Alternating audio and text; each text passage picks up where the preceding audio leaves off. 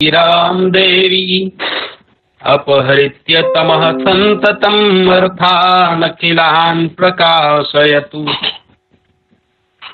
श्रीहरि शरणं श्रीहरि शरणं श्रीहरि शरणं। प्रिय विद्यार्थिनः सर्वे सज्जाः सन्ति?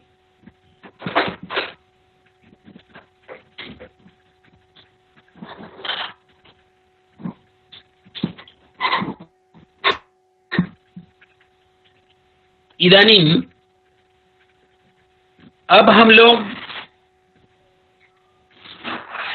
काव्य के जो प्रयोजन है उसको जानने के बाद कि इससे चतुर्वर्ग की प्राप्ति होती है, तो अब जिज्ञासा यहाँ पर हो रही है कि ये फिर काव्य का स्वरूप कैसा होगा, उसे जानने की अब इच्छा जागृत होती है। तब फिर तत् किम स्वरूपम तावत काव्यम इत्यपेक्षायाम कश्चिदाह।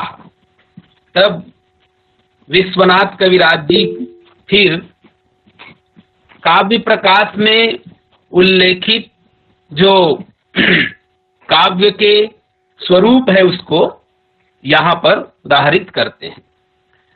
तददोषौ शब्दार्थौ सगुणावनलंकृति पुनः क्वापि, इस तरह इसका अर्थ है तददोषौ इत्यादि का जो पूर्व पक्ष स्थापित करते हुए कहते हैं तद तद माने किम काव्यम तद अदोषौ अर्थात दुःस्रवादि दोष रहता, जो दुःस्रव इत्यादि जो दोष हैं जिसको हम लोग आगे पढ़ेंगे।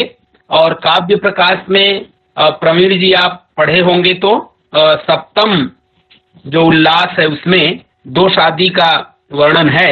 वो जो दोष है उनसे रहित सगुणों अर्थात प्रसाद आदि जो गुण होते हैं, है ना, उसके सहित सगुणों अर्थात प्रसाद ओज और माधुर्य गुण से के सहित, पुनः अर्थात भूयः और क्वापि, क्वापि अर्थात कुत्रचित कहीं, अनलंकृति अर्थात कहीं अगर अलंकार न हो, स्पष्ट रूप से स्फुटालंकार रहितौ, शब्दार्थौ अर्थात वाचक और वाच्य जो हैं शब्द और अर्थ, तत्काव्यम वह काव्य होता है। अब इसी को मैं हिंदी में कहूं कि जो दोष रहित हो, काव्य किसे कहते हैं तो बताया जा रहा है जो दोष रहित हो, गुण युक्त हो अर्थात उसमें गुण हो और अलंकारों से अलंकृत, परंतु कहीं पर स्फुट अलंकार से युक्त न हो तो भी ऐसे शब्द और अर्थ को काव्य कहते हैं। ये किसका कथन है? काव्य प्रकाशकार मम्मट जी का। अब एतत् चिंत्यम, अब फिर आगे कह रहे हैं कि इसका भी चिंतन करना चाहिए। देखिए अब इसमें दोष बताते हैं कौन? कविराज जी क्या बोलते हैं? एतत् चिंत्यम अर्थात यह मत जो है, जो पूर्व में कहा गया है तददोषौ शब्दार्थौ सगुणावनलंकृति पुनः क्वापि, यह क्या है? तो यह विचारणीय है। एतत् चिंत्यम, दोष रहित शब्द और अर्थ को ही काव्य मान रहे हैं, मान लो, मतलब दोष रहित हो, उस शब्द और अर्थ को यदि काव्य मानेंगे तो क्या होगा? तो तथा ही यदि दोष रहित काव्यत्वांगीकार तदा तदा। अब आगे देखिए एक उदाहरण दे करके, और इस जो पूर्व में लक्षण पूर्व पक्ष ने रखा है उस लक्षण में दोष किस प्रकार से निकालते हैं। क्या लिखा है यहाँ पर? न्यक्कारो ह्ययमेव मे यदरयस्तत्राप्यसौ तापसः सोऽप्यत्रैव निहन्ति राक्षसकुलम् जीवत्यहो रावणः। धिक् धिक् चक्रजितं प्रबोधितवता किं कुम्भकर्णेन वा स्वर्गग्रामटिका विलुण्ठनवृथोच्छूनैकिमेभिर्भुजैः इति। यहाँ पर उदाहरण दिया गया है कि अयमेव न्यक्कारः अर्थात तिरस्कारः ही अर्थात निश्चयेन ही अत्र निपातः तस्य अर्थः अत्र निश्चयेन इति रूपेण इत्यमरः हि हेतावदावधारणे अमरकोशेऽपि उक्तं वर्तते। न्यक्कारं प्रदर्शयति यत् यस्मात् कारणात् मे अर्थात रावणस्य मे अर्थात अत्र रावणस्य अरयः अर्थात किं शत्रवः मम अरिः अनौचित्य प्रयोजकः तत्रापि न अरिः नैवारी प्रत्युत अरयः प्रचुर संख्यकाः अरिः अरी अरयः इति भवति। अतः अरयः इति ध्वनिः तत्रापि अरिष्वपि प्रधान रूपेण असौ अरिः कः रामः रामवत् अरिः अस्ति। तापसः अर्थात तपस्वी अस्ति न तु कोऽपि विक्रान्तः। मम अरि अपि अस्ति तत् कीदृशः तपस्वी कोऽपि विक्रान्तः नास्ति। सोऽपि तापसरूपोऽपि अरिः एक एव अस्ति। अत्र एव अस्मिन्नेव मदधिष्ठिते लंका प्रदेशे एव न तु दंडकारण्यादौ एव। राक्षस कुलम अर्थात राक्षस वंशम न राक्षसम नो राक्षसौ नैव राक्षसान अपि प्रत्युत राक्षसानां कुलम वंशम एव निहन्ति नो हन्त्येव निःशेषेण व्यापादयतीति हन्तीति। अहो अहो अर्थात अत्र किम् अहो इत्यस्य अर्थः आश्चर्यम्। जीवत्यहो रावणः जीवति अहो अहो अर्थात आश्चर्यम्। तथापि रावणो किं करोति जीवति अर्थात प्राणान् धारयति। तादृशे व्यतिकरेपि उच्छ्वसित्येवेति भावः। चक्रजितम अर्थात सक्रजितम अर्थात मेघनादम। धिक् धिक् येन पुरा इंद्रोपि रणमुखे पराजितः तम धिक् धिक् सक्रजितो अर्थात निंदा इति भावः। प्रबोधितवता प्रबोधितवता अर्थात मास षट्कम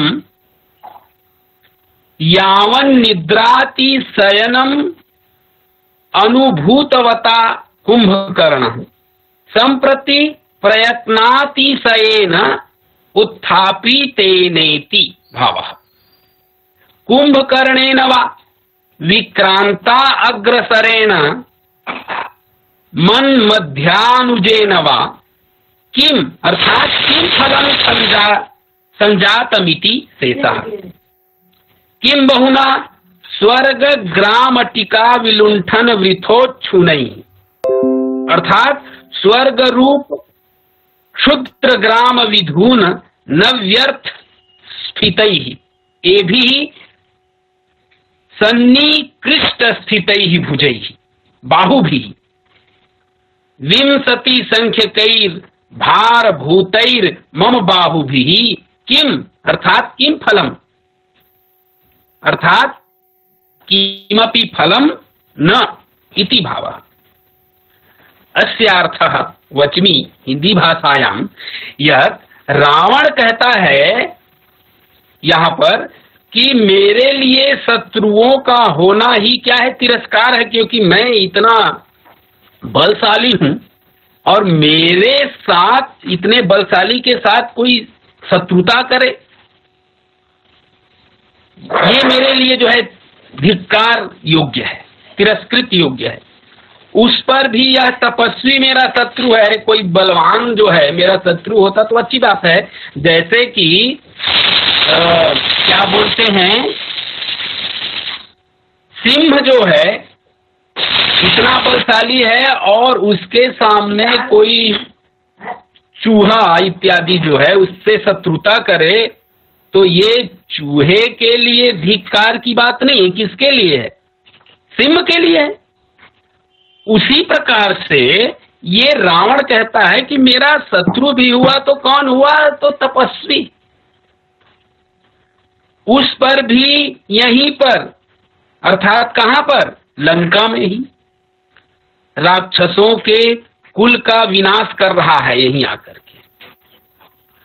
और उसमें भी जीवत्य हो रावण, उसमें भी जो है रावण जी रहा है। ये तो अहो अर्थात आश्चर्य की बात है।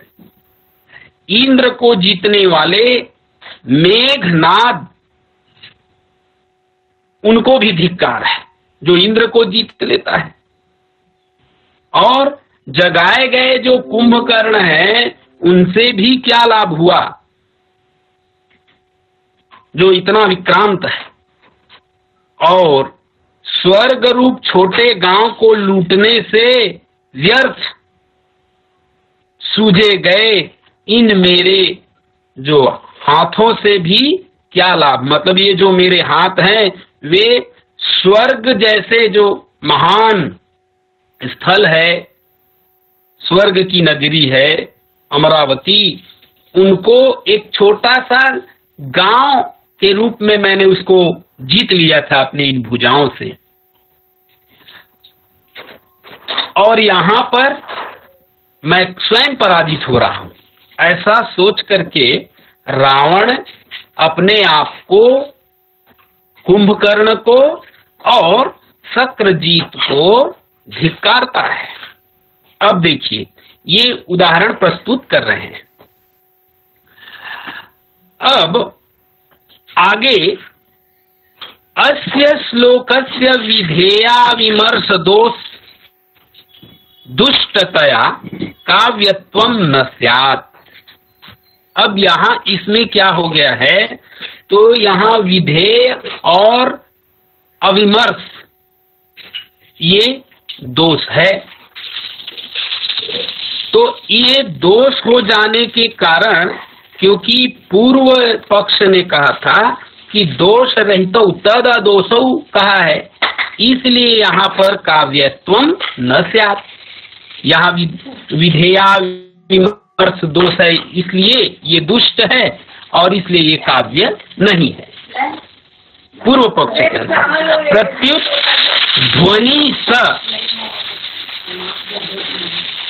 ध्वनि सत्वेनोक्तम अकाव्यता स्यंगीकृता।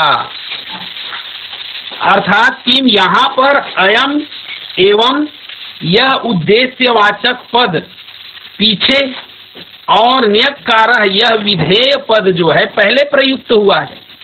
अतः यहाँ पर क्या है, वाक्यगत विधेया विमर्श दोष हो गया है।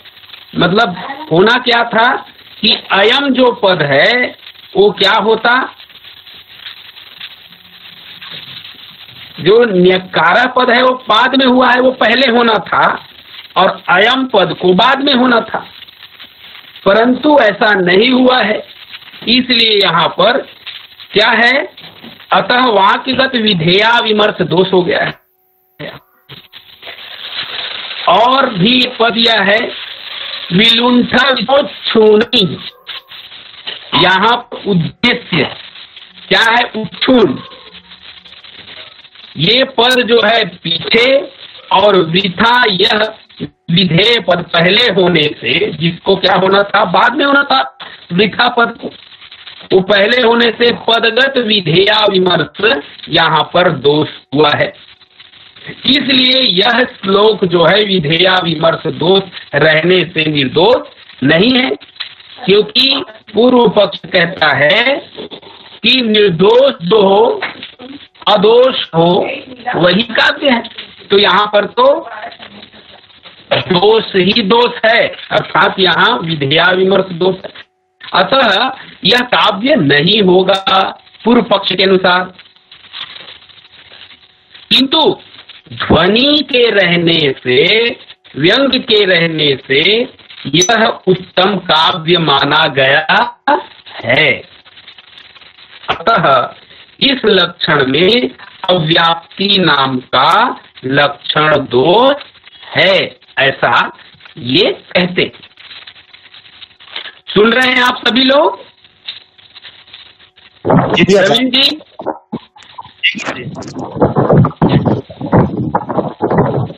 समझ में आ रहा है? आलोक जी आचार्य जी। हाँ, तो यहाँ पर अव्याप्ति दोष है, मतलब जो आप लक्षण दे रहे हो उस लक्षण में जब घट ही नहीं रहा है, इसका मतलब है वो अव्याप्ति है, अव्याप्ति दोष। इसलिए आपका जो लक्षण है वो सही नहीं है, ऐसा जो विश्वनाथ कविराज जी है वो कहना चाहते हैं। अर्थात काव्य प्रकाश में जो तददोषौ शब्दार्थौ सगुणामनलंकृति पुनः क्वापी में अदोषौ पद दिया गया है वो सही नहीं है, ऐसा कविराज जी कहते हैं। अब आगे फिर से यह कह रहे हैं कि ननु कश्चिदेवांशोत्र दुष्टो न पुनः सर्वो अपि इति चेत् तर्हि यत्रांशे दोषः सो अकाव्यत्व प्रयोजकः तथा च यत्र ध्वनिः स उत्तम काव्यत्व प्रयोजक इत्यंशाभ्याम उभयत आकृष्यमाणमिदं काव्यम अकाव्यम वा किमपि न स्यात् न च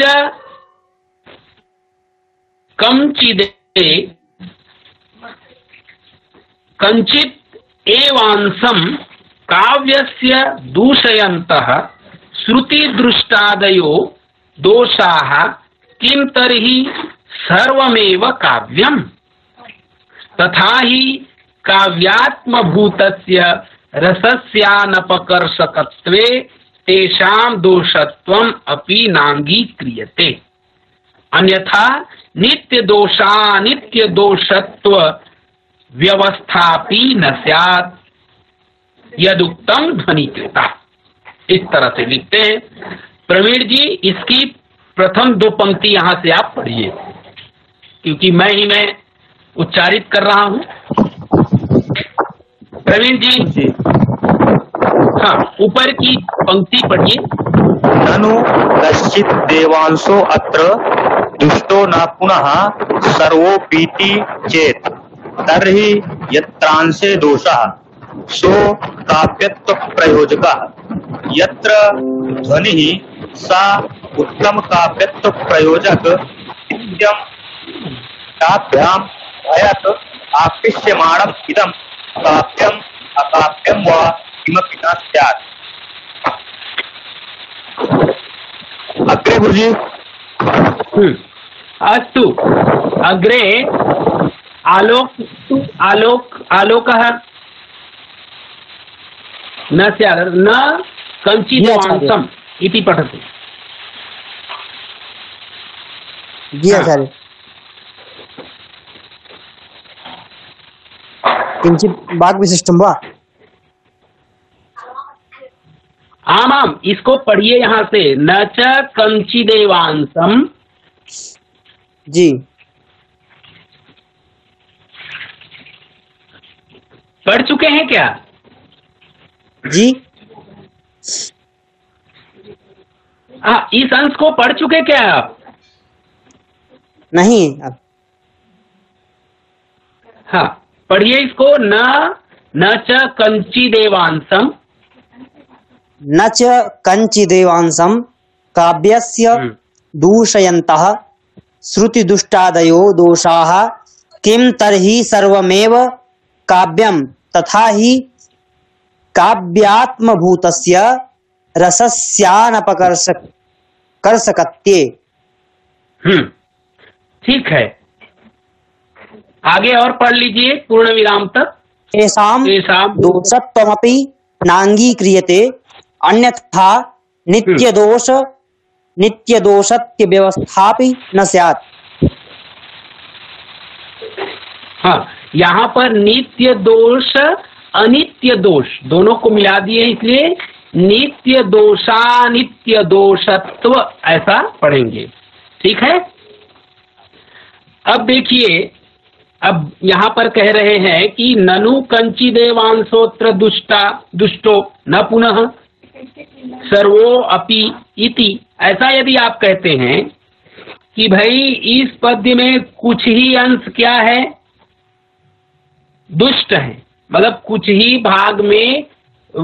भाग दोष युक्त है और संपूर्ण अंश में नहीं है, ऐसा यदि आप कहेंगे तो जिस अंश में दोष है वह क्या है, तो वह काव्य लक्षण का निवारक हो जाएगा। माने हम उसको काव्य का अंश नहीं मानेंगे, ऐसा मान लेते हैं। और जिस अंश में ध्वनि है अर्थात व्यंग्य आदि है, उत्तम काव्य के लक्षण है, वह काव्य के उत्कर्ष का निर्वाहक होगा।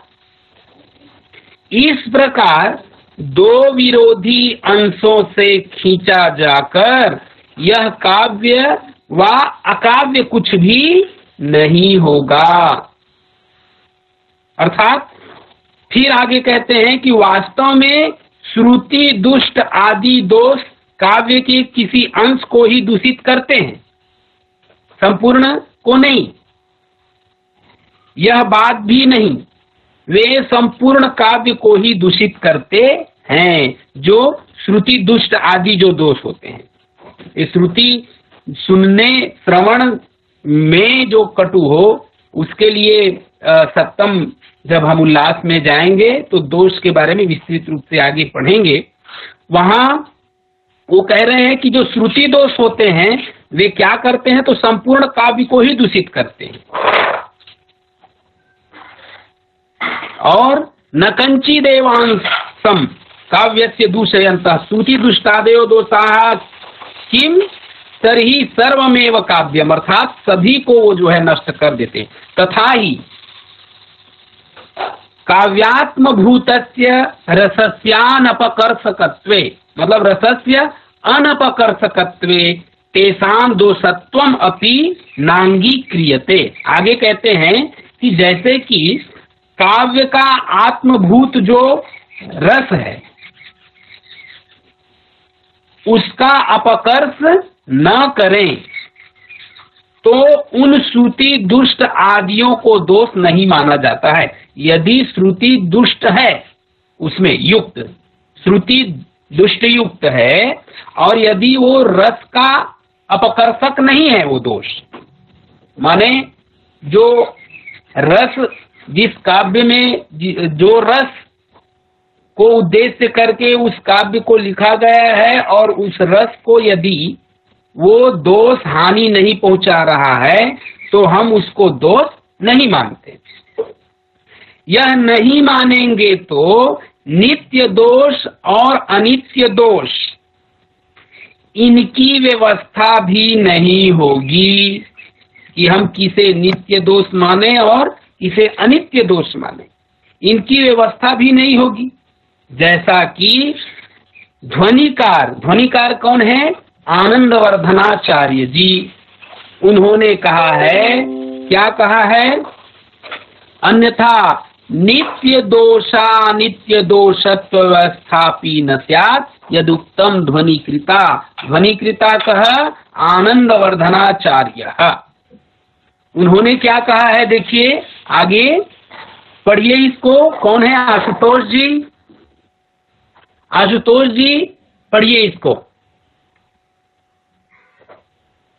श्रुति दुष्टादयो अत्र श्रुति दृष्टादयो दोषा अनित्या ये च दर्शिता ध्वन्यात्मन्येव श्रृंगारे ते हेया इत्युदाहृता। इति। तो अत्र श्रुति दुष्टादयो दोषा अनित्या ये च दर्शिताः ध्वन्यात्मन्येव श्रृंगारे ते हेया इत्युदाहृताः। अर्थात यहाँ कहते हैं कि श्रुति दुष्टादयः अर्थात श्रुति दुष्टार्थ दुष्टादयः ये अनित्या दोषा दर्शिताः ते दोषाः ध्वन्यात्मनि श्रृंगारे एव अर्थात ध्वनि रूपे श्रृंगारे एव हेया अर्थात परित्याज्या इति उदाहरिता अर्थात कथिता इत्यर्थः। उक्त लक्षणे दूषणांतरम उद्भावयितुम उपक्रमते। अर्थात यहाँ आप कह रहे हैं कि आनंदवर्धनाचार्य ने भी कहा है कि श्रुति दुष्ट आदि जो अनित्य दोष दिखलाए गए हैं वे ध्वन्यात्मक श्रृंगार में ही त्याज्य बतलाए गए हैं। अर्थात जो ध्वन्यात्मक जो श्रृंगार रस है श्रृंगार में जो वर्णन होते हैं ऐसे में ही ये जो श्रुति दुष्ट है वो त्याज्य है अर्थात त्यागने योग्य है, हर जगह नहीं है। अर्थात श्रुति दुष्ट आदि जो है वो क्या है अनित्य है, कहीं पर होते हैं और कहीं पर नहीं होते हैं। लक्षण में आगे फिर कहते हैं कि अदोषौ इस पद का निवेश करने से काव्य का विषय अत्यंत विरल व निर्विषय होगा, सर्वथा निर्दोष तो असंभव ही है, ऐसा ये कहते हैं। अर्थात आपने सर्वथा अदोष शब्द जो लिख दिए हैं वे सही नहीं है, क्योंकि श्रुति दुष्ट आदि दोष सभी जगह दोष के रूप में स्वीकार नहीं होते हैं और रस का यदि ये अपकर्षक नहीं है तो भी उसको दोष नहीं माना गया है। और यही बात आनंदवर्धनाचार्य जी ने कहा है कि श्रुति दुष्ट आदि जो अनित्य दोष दिखलाए गए हैं वे केवल किसमें होते हैं तो श्रृंगार जो ध्वन्यात्मक श्रृंगार है उसी में ये जो है त्याज्य है, अर्थात ध्वन्यात्मक श्रृंगार वर्णन होता है वहां पर श्रुति दोष को जो है दोष माना जाता है, अन्यत्र नहीं माना जाता है। ऐसा यहाँ पर विश्वनाथ कविराज जी उदाहरण दे करके समझा रहे हैं। ये समझ में आ रहा है आप लोगों को?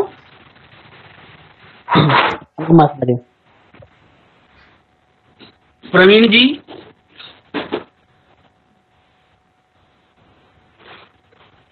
मेरी आवाज आ रही है? जी आचार्य। हाँ, तो यहाँ पर ये बताते हैं, है ना। आगे फिर ये जो है और भी प्रश्न उठाएंगे, है ना। तो यहाँ पर जो अदोष पद है इसी को लेकर के ये जो है यहाँ पर उसको अपास्त कर रहे हैं, ठीक है। इनमें से आप लोगों को कुछ पूछना है क्या, या जो समझ में नहीं आ रहा हो? आचार्य हेय थोड़ा हाँ, एक एक करके बोलेंगे। हाँ, हेय इत्यस्य किमर्थम आचार्य? हेया अर्थात त्यक्ता, मतलब हे का अर्थ होता है वो त्याज्य, है ना। जी जी। यहाँ